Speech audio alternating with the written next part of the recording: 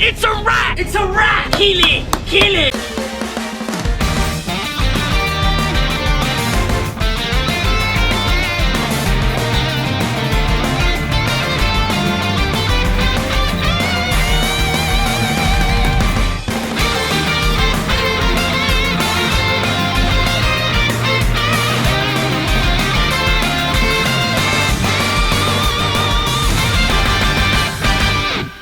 I love how this show actually handles its small town aspects because it does really help with the threat of the week, the kaiju of the week episodes. It does make the kaiju kind of feel bigger than, let's say, other shows, while at the same time it kind of leads way more to more creative elements to bring into the kaijus. How much? Yes, this episode had a rat kaiju, but does it matter?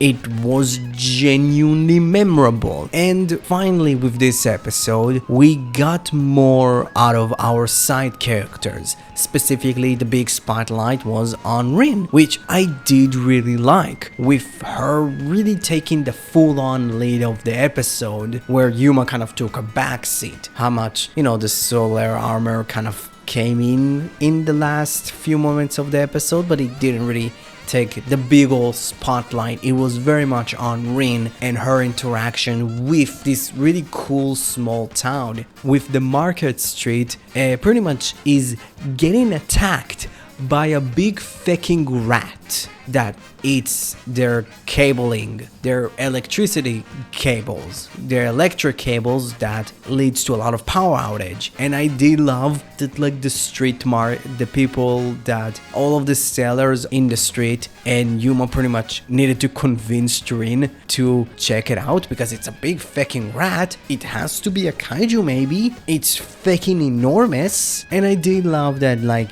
Yuma was very much kind of tagging along because it's not really his specialties, so him kind of like going along and kind of saying, hey, it's very much kind of resembles like something that a rat would do. And pretty much Rin takes all of the kind of places that the rat pretty much attacked to lead her to believe that yes, like, it's probably a big fucking rat that eat electricity and it probably moves around because of this big fucking electric company's like tunnel system. While at the same time, I still find that show incredibly interesting still, with him knowing about the rat. And specifically, it's not this specific rat, is specifically the bacteria that the rat has, because it's a very specific electric bacteria that, let's say a rat has it, if it eats or just absorb electricity, it would just get bigger. Literally, the kaiju of the week is just a juiced up rat that the first one at least died in, at least from what I remember, the GDF trying to experiment on it. And I do like that the kaijus do kind of vary from week to week to what they really are, from like mythical creatures to earth kaijus getting pretty much brainwashed by parasites, to a race of kaijus that seems to have let's say way more of an evil intent, to pretty much live animals getting pretty much eaten by an alien bacteria probably that makes them a kaiju, which is really cool. And it was really cool that, like, show was very much open and honest with Ban about it, but it was kind of concerning that it took them a while to even contact Rin and Yuma about it. It's like, I get it, you don't have all of the info yet, but show had enough info to at least like give you a heads up about it. So it's like you waited until like the middle of the episode to actually contact them about it. It's kind of a small nitpick, but fine. But you can really see he is kind of right foot in Skip's home while his left foot is still in the GDF, with his left foot still kind of saying, hey, let's just keep some information to ourselves, while really liking the way Yuma conducts himself, with Sho pretty much being the person that convinced Bond to contact the company, the electric company, to allow Yuma and Rin to actually conduct an investigation and see if the rat is actually there, with Sho actually using Yuma's words of like, hey, the first step is trust, like we should probably trust them and see how it goes. And I liked that Yuma really did get the backseat. He literally gave Rin a gun to pretty much like, hey, when you look around downstairs, you can have a net to probably catch the rat, which didn't work. But like, I have one nitpick. She went along with like the PR guy, the head of PR of the company, and she needed to convince him to get into the room of this very secretive and very powerful like electric system. It's like, brother. When finally Bond and Sho contacted Rin about the rat, she's like, you could have told me earlier, you son of a bitch. The only thing that Yuma gave me didn't work. Yeah, like, I genuinely really liked that part of the episode. Like, before the fight, it just kind of like gave us small bits about the world and how much this world is kind of small.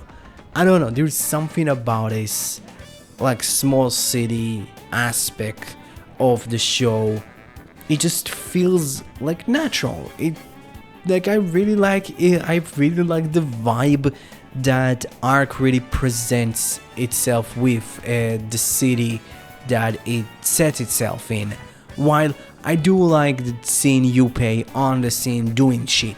He's practically Detective Gadget. Like, he has a fucking shield, he has fucking water spray, he's really strong, he can connect to a fucking power grid, which is cool. Tell the truth, maybe we should juice him up on that electricity bacteria. Maybe he would grow big. Probably if he would grow big, if we would compare him to the other mascot of last season's being Earth Garon, he would probably get more wins. Sorry. While Tsujimoto kind of continues to create really cool looking fight scenes in Ultra today, with really unique camera angles and really unique kind of scenarios within the fight. And like, I really like the unique introduction to the Soulless armor, because we already got it in the intro, and last week's episode we got small hints of Yuma drawing a lot of the stuff about Arc, which he called him the ultimate hero, which is not true. That's powered. He's the ultimate hero. But I like that in the end, like, pretty much like the Soulless armor is, it's pretty much Arc's is like strong type.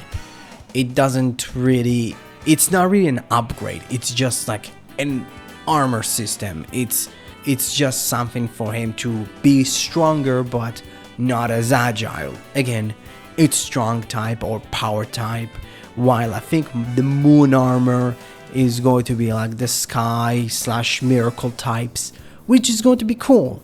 Like, overall, like, the fight scene was great, and having the episode kind of ends with a small little nugget of information about Rin and her past not being a flashback is really cool, knowing that she moved from town to town, and this town is the first town that she actually feels like this is her home, is really interesting, because we could tell like a story why.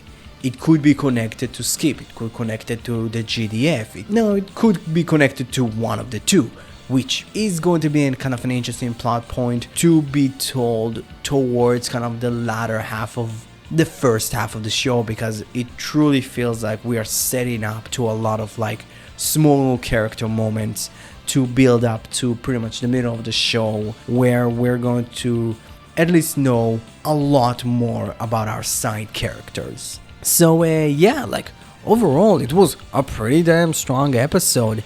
I think focusing on one of the side characters already is a very smart decision, and it was really fun. It actually touched upon a lot of stuff that I wanted. Again, it had a really memorable kaiju. It made the city feel more alive with the side characters, and it did have a really cool fight scene. So yeah, this episode gets a B+. So, what you thought about Ultraman Arc episode 4? Comment below, let me know. Thank you very much for watching the video. If you liked it, please press the like button, and also help the subscribe button end its journey of being a subscribe button to becoming a subscribed button. So yeah, let's not forget, you're the only one that can prevent forest fires. Thank you very much, and have a great rest of your day. Bye bye.